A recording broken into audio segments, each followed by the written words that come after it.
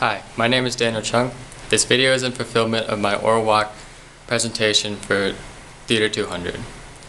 The research for this project was split up into two components. The first component was looking at a collection of poems entitled Spoon River Anthology. The characters telling their monologues in these poems had two things in common. First, they're from the town of Spoon River, and second, they were all talking from the grave. The second part of research was looking at Legacy.com, which told the stories of victims on 9/11.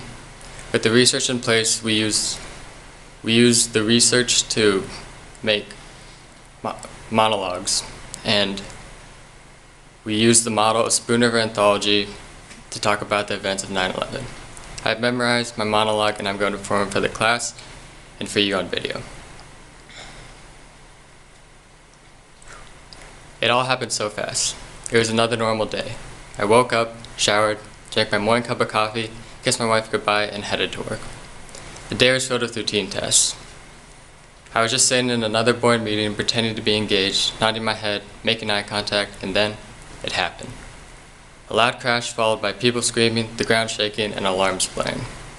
Panic filled the air and instincts of survival started to kick in. Everyone bolted to the nearest exit, but all were blocked. The ground began to shake again, and many realized the only chance of survival was to jump.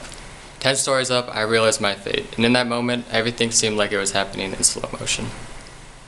The ground beneath my feet gave way, and I could feel myself in free fall.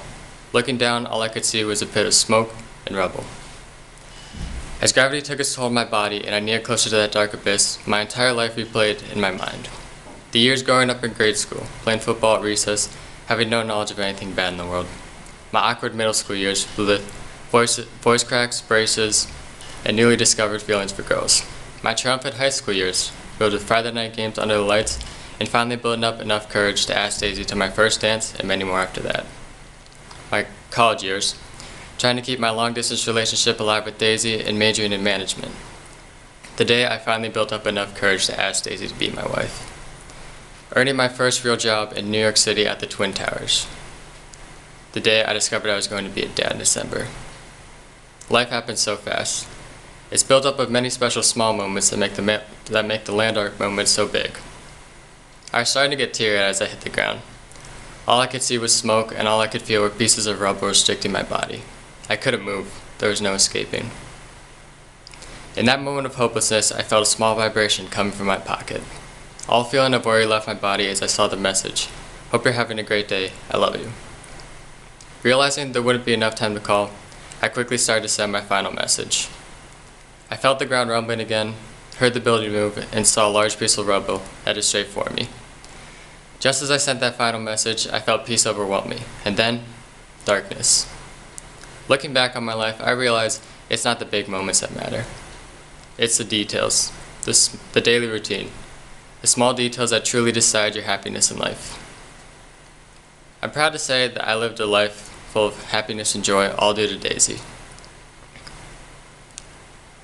With that final message sent, I have no regrets in my life. I'm glad my final thought was picturing her face lighten up as she read that final message. I love you, Daisy. You're going to make a great mother.